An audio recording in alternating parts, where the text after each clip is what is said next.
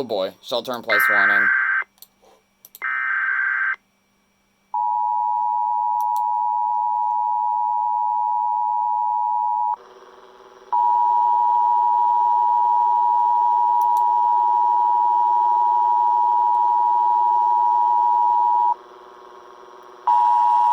And Yuma, Tennessee. Nice going. The civil authority has issued shelter-in-place warning for the following counties or areas.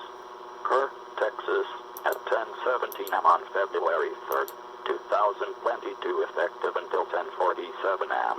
From the Kerr County Sheriff's Office and the Office of Emergency Management. Road conditions in Kerr County are deteriorating rapidly. Travel is not advised unless you have a medical emergency. If you lose power, a warning center has been set up at the First United Methodist Church located at 321 Thompson Drive in Virginia at the back of the church. If you cannot make it to the warning center, go to your nearest volunteer fire department.